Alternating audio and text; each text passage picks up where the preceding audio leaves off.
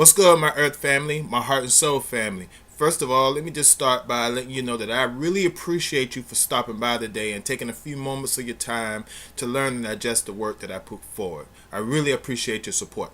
And if you like what I bring to the table, then please make sure to like, comment, share, and subscribe to the channel for more revelations. Now, in this video today, what I want to do is reveal in the Bible, I'm going to use the Bible as my reference guide today. I'm going to reveal the existence of a triple or a three light system right here within your earth plane and in your heaven. Okay, now what we've been taught in school and in certain scientific circles is that lights, as the Bible refers to them, are suns, and we also refer to these suns as stars. Okay, so in addition to that, we say that stars are also suns. Okay, they teach us that these stars are burning balls of gas.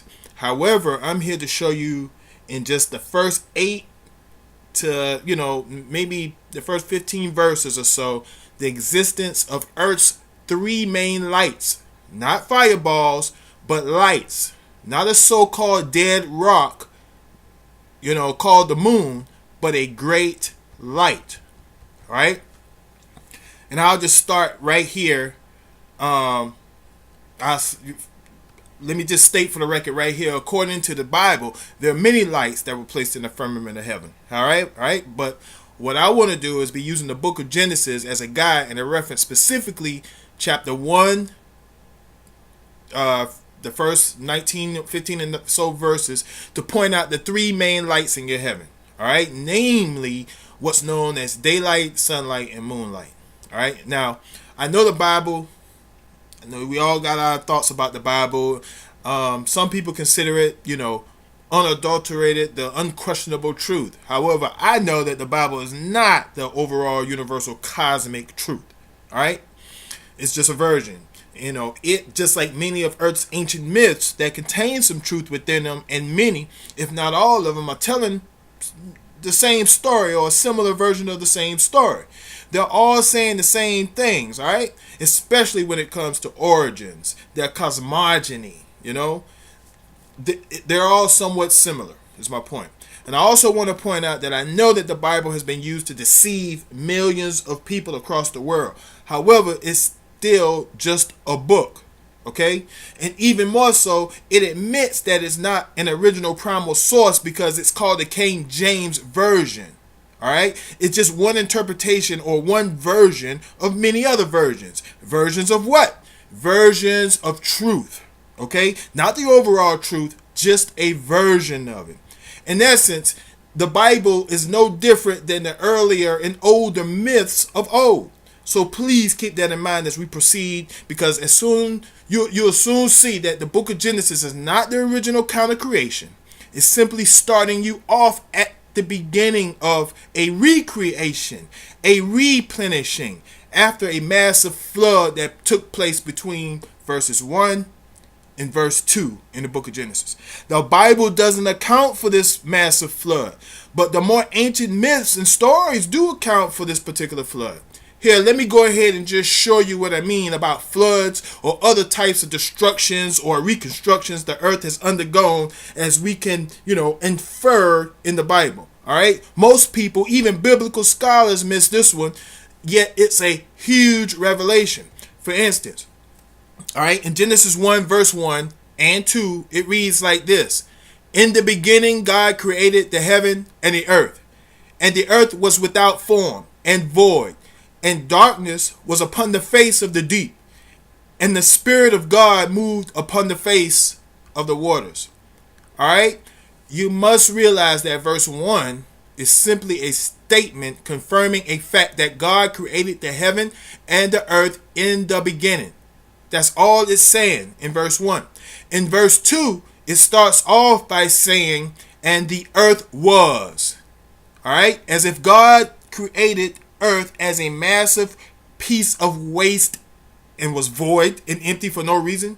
Why was the earth void and formless? There has to be a reason.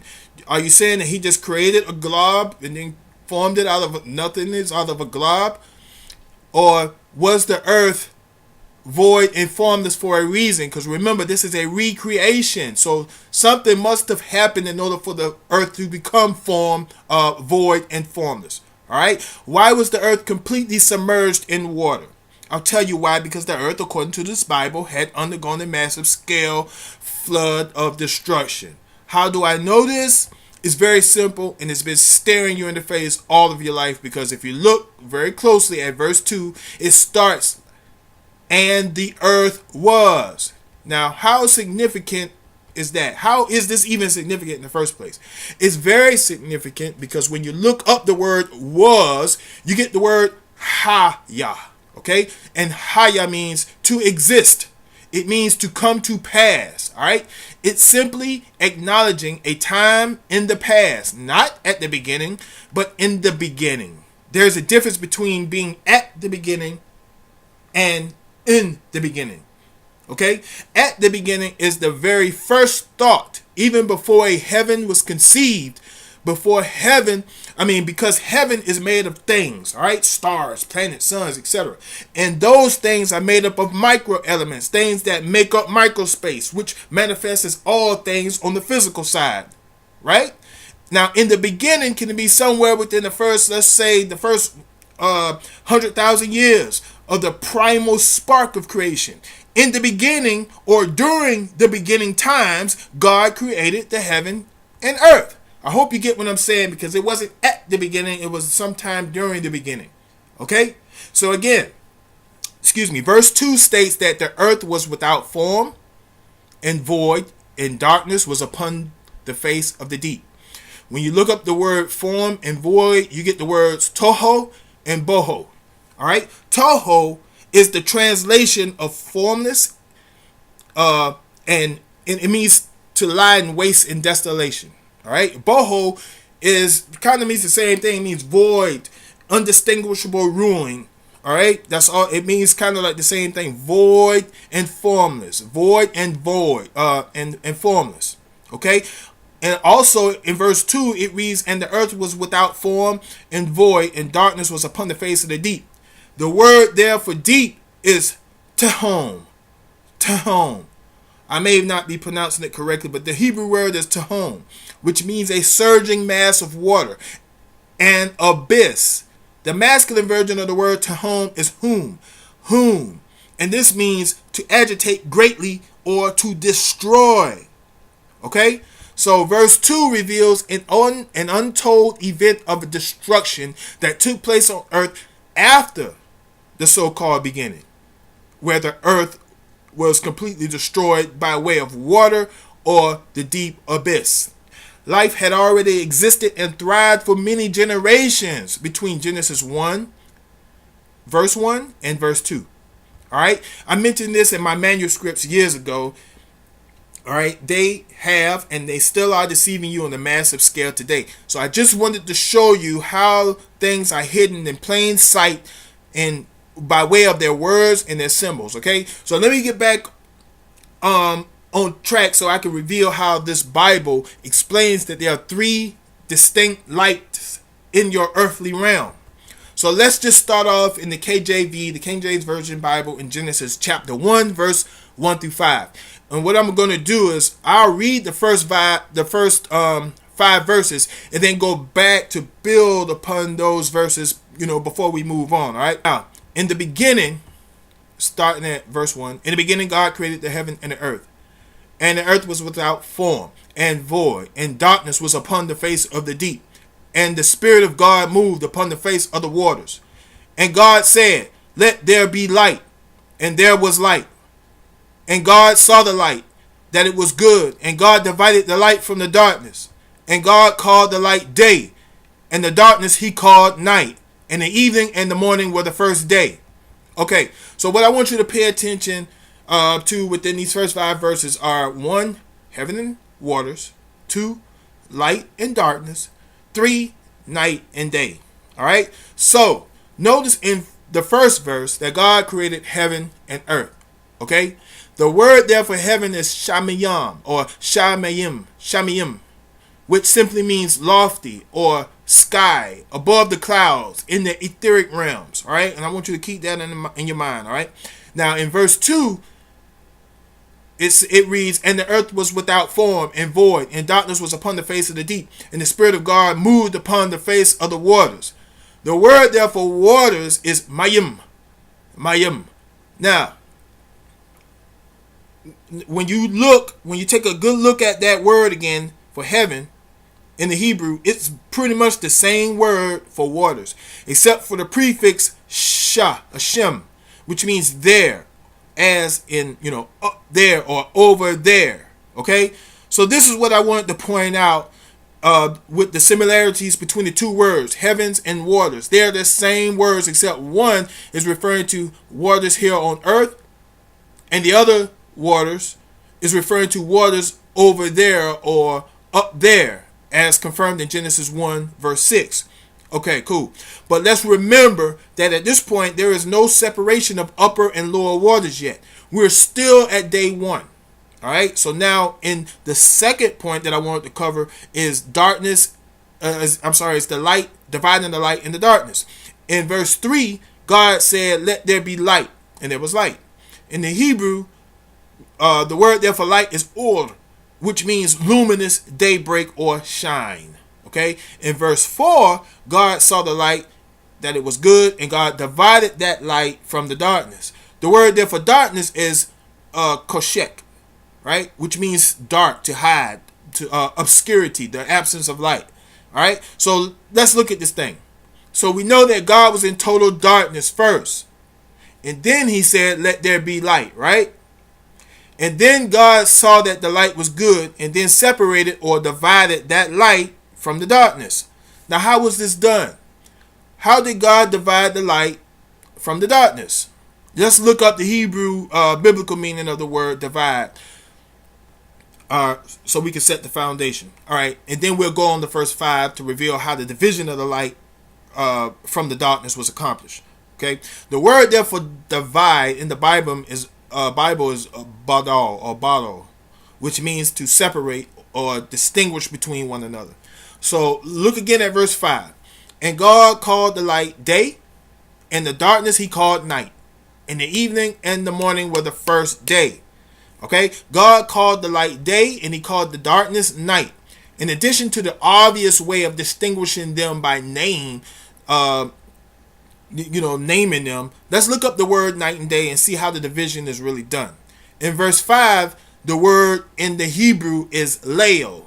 Okay, and Leo is the word for night. Okay, Leo simply means to twist, a twisting away of light. And the word there for day is yom, and it means to be hot, the daytime, sunrise to sunset. Okay, so the Most High has set the daylight in a course that's set, and at night the heavens turn and twist away that light. This is how God divided the light from the darkness. He set the daylight in its position and its time span, which is daytime, and at so-called sunset, the heavens are twisting away the sun beyond the horizon, away from your view. Okay, your plane isn't a spinning globe ball. It is your heavens that are spinning and twisting away the light from your view. So in summary of the first 5 verses, we know that 1, the word heaven means water, or at least it contains water, and heaven contains water, the upper waters and the lower waters for earth. Keep in mind, second point I want you to remember is, keep in mind that although this video is to reveal the 3 lights in the realm you reside in, I'm going to also reveal a lot more about our cosmogony. So with that being said, this light spoken of in the first 5 verses is the unveiling of light number 1, which is in the heavens before the firmament is set in place. Okay, in other words, the first 5 verses is simply revealing to you the forming or the making of the first light. So within the heaven zone, there is a light that is separate and different from the light we know of as the sun here on earth, and sometimes we even see that light off in the distance, along with our known light called the sun, which at at this point hasn't been revealed yet in the Bible. Only the first light have. Okay.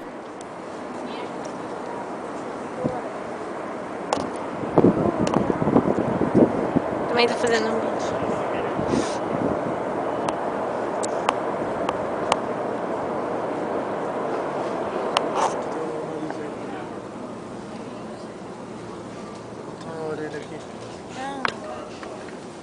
Pagar, né?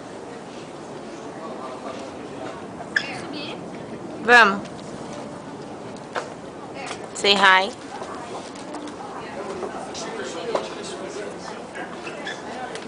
Parece que ela tem outro sol, né? Tem outro complexo. Parece muito que tem dois sóis. Ali, ó. Ali tem os sóis. Ali tem outro. Gente, eu tô mostrando, ó. Um ali e outro ali, ó.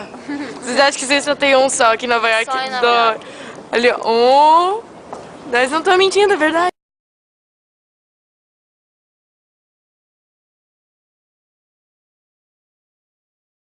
So many people have seen this, and they got real good footage of this second sun or this mirror sun.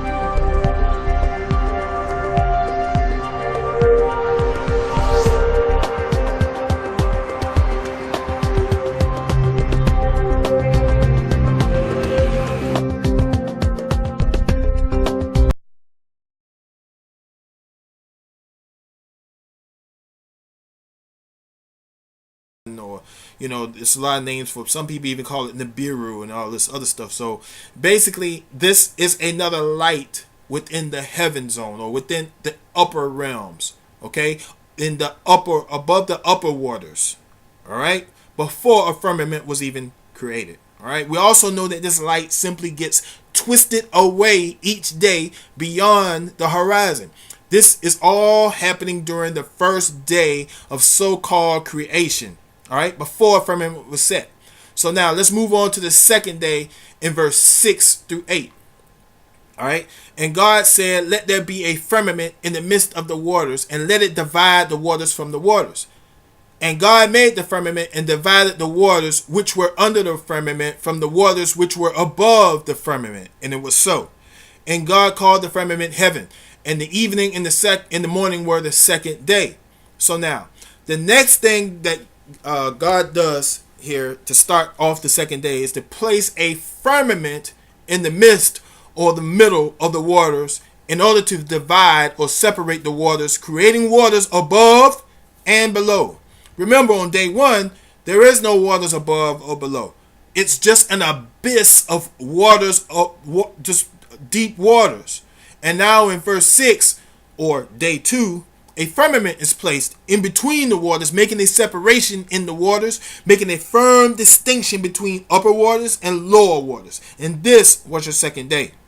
Okay? Also take note that in verse 8, the firmament is also called heaven. That's interesting, because this is saying that heaven is the firmament and the firmament is heaven. All right. Now, although the second day is only the second verse it's only two verses long, a whole lot went on this day. For instance, when we take a look at the word firmament, the actual word there is rakia, which means expansive, or to span or pan outward. All right. The root word of rakia is raka, and raka means Check this out. Raka means to pound the earth as a sign of passion. By analogy, to expand by hammering. By implication, to overlay. You have to overlay the firmament on top of something. With thin sheets of metal. Beat, make broad, spread abroad. Into plates, stamp, stretch. Okay?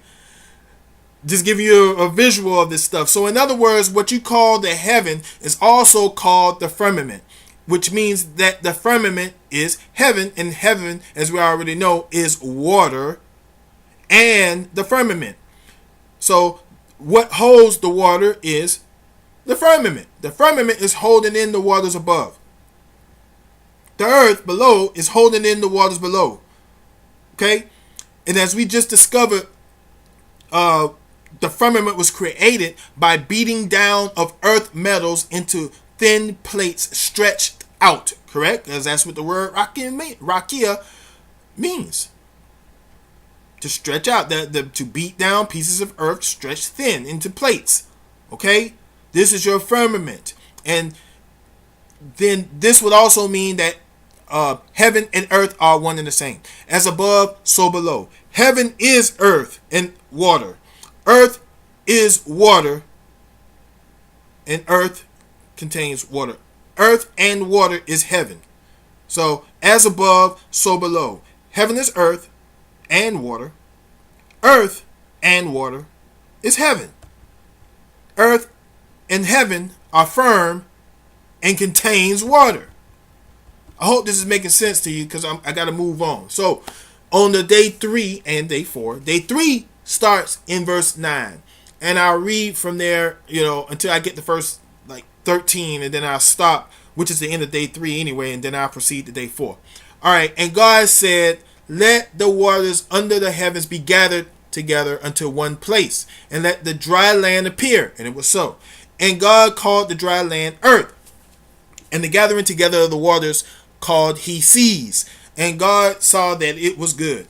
And God said, let the earth bring forth grass, the herb yielding fruit, and the fruit tree yielding fruit after its kind, whose seed is in itself upon the earth. And it was so. And the earth brought forth grass, and herb yielding seed after its kind, and the tree yielding fruit, whose seed was in itself after his kind. And God saw that it was good, and the evening and the morning were the third day. Okay, so at the start of the third day, there is still a massive watery abyss until God allowed for the waters to gather into their places beneath the firmament. In other words, the waters gradually over time found its level. It found its sea level, forming your oceans and seas, which reveal continuous lands that will submerge under that water. Okay, this is the first appearance of land after the deluge receded and settled in at sea level. The land, or the dry land, was called firm, or earth. Continuous lands, all connected. And God saw that it was a good thing. All right. Now, here's another revelation that, that this time period is not that it's not the beginning. This is a replenishing period. All right. So in verse 11, notice that God said, let the earth bring forth grass, the herb yielding fruit, and the fruit tree yielding fruit after its kind, whose seed is in itself upon the earth. And it was so. Family, notice that all plant life thrived before the sun, as you know it, was ever placed in the firmament. All we have so far is that first light, which is above the firmament. Okay? All we have at this point is that light, and this light is above the firmament, not your known sun, but your life light or your earth light. Okay? Also, some people, you might want to even refer to it as your heaven light. All right?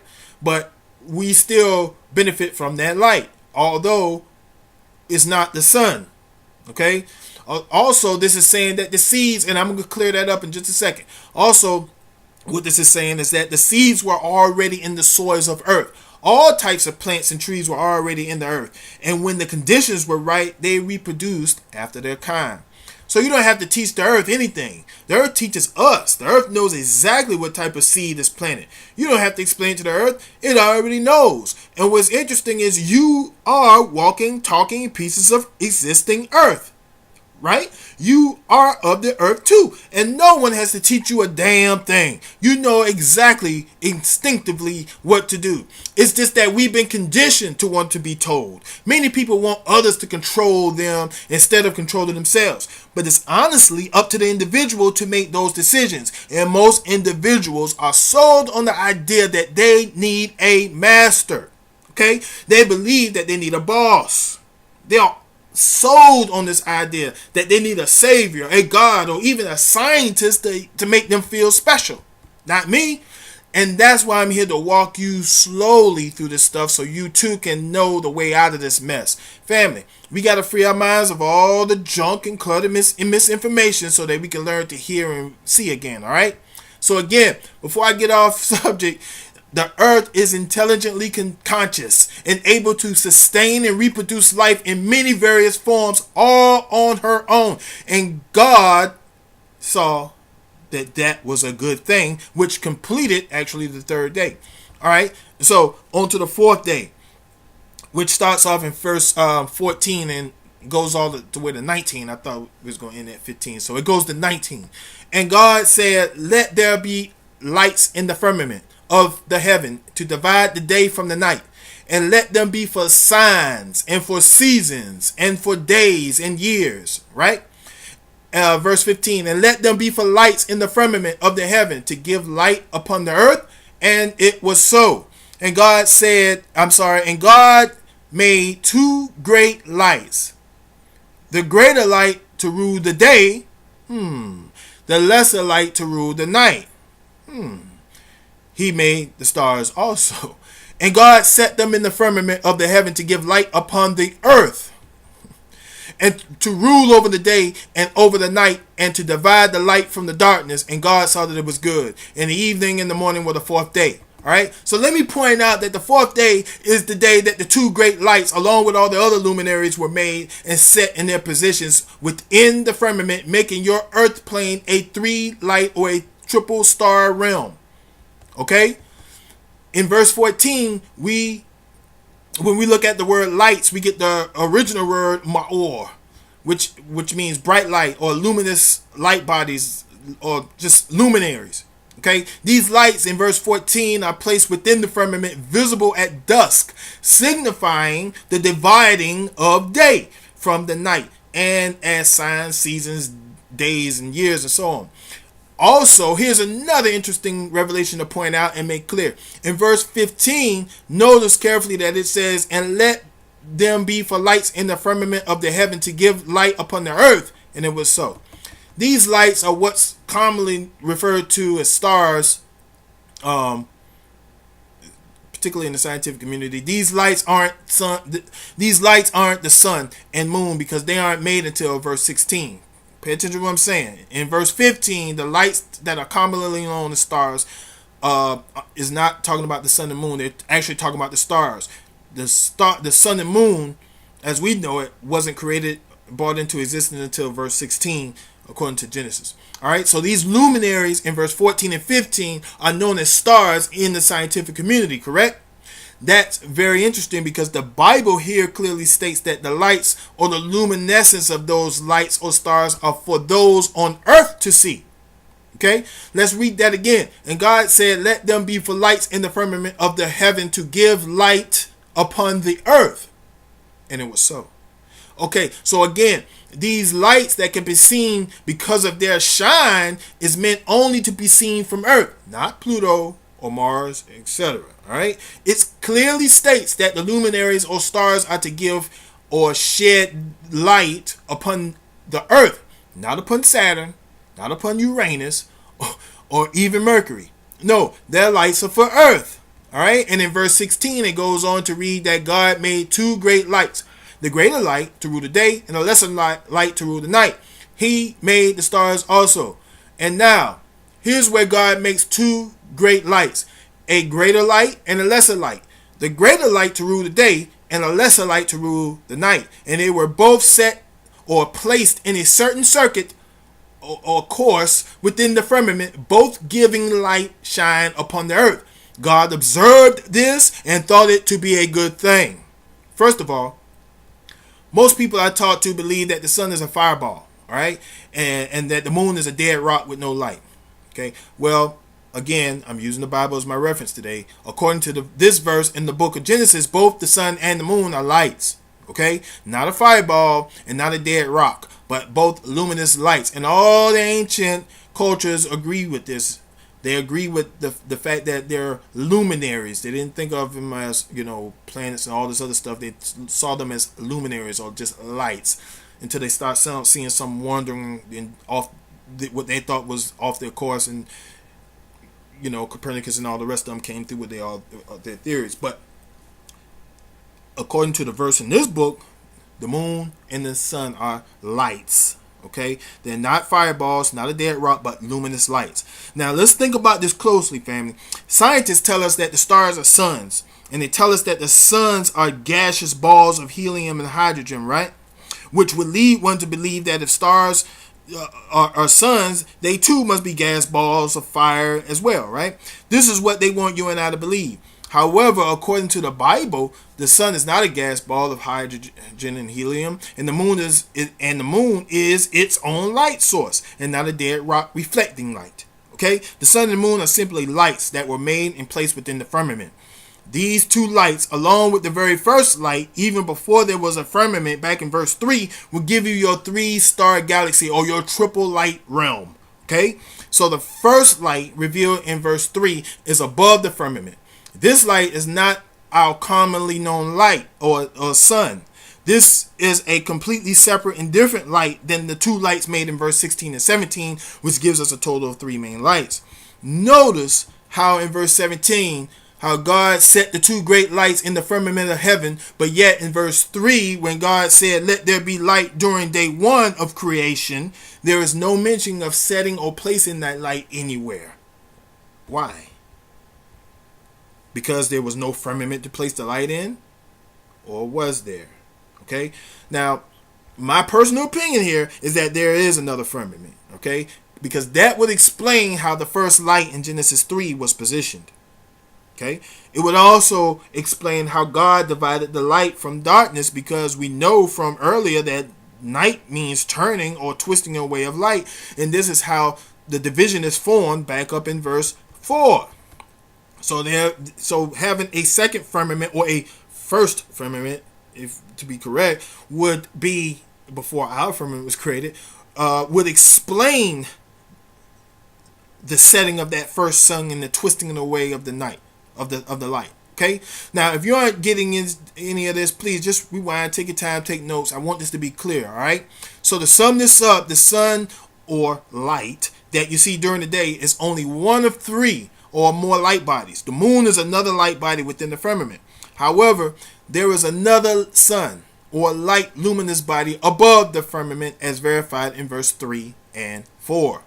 Okay, and this is what leads me to infer that there has to be another firmament. But at this point, I digress and I welcome any other ideas that you may have concerning the second firmament. I just won't put them into this video, because I'm strictly using the Bible as a reference, or actually just a few verses of Genesis, first few verses of Genesis as a reference. But moving on, there's clearly 3 light bodies that exhibit some type of luminescent shine. All right, 1, daylight, to be causative, make to become luminous, break of day, glorious, kindle, light, set on fire, shine. 2, sunshine, properly a luminous body, a luminary, cheerful, specifically a chandelier, bright light. Moonshine, number 3, properly a luminous body. Same thing as number 2, it's just your lesser light, the moon. Okay, Luna. In other words, the sun is a light that is charged to rule the day. So the sun governs daylight. Sunlight governs daylight. And what is daytime according to Genesis 1 verse 5? Day simply means light. That's all it is. So the sun's light is to rule the daylight. There are 2 distinct lights. Daylight, there are 3 distinct lights. Daylight, 1, the greater light too, and at night, which we know means turning away of the light, both the daylight or daylight is turned away from your view beyond the horizon, and then the lesser light 3 rules this time of turning when the light is not visible, when the two main lights are not visible, and this is applicable no matter where you are on the plane of existence. All right, so again, daylight revealed in verse 3, light number 1, then sunlight or the greater light, the sun, and the moon light or the lesser light is revealed in verse 16. Okay, lights 2 and 3. Now there are many other lights that are stars, and the word in the Bible for stars is kokab or kaukab, and it means heaped up rolling hills. It also means to shine. All right, so the stars are heaped up like rolling hills within the firmament. And we already know that the firmament is something firm that holds water. Interesting. And there you have it, my family. Your 3-star or your triple light realm that you reside in on this plane of existence called Earth.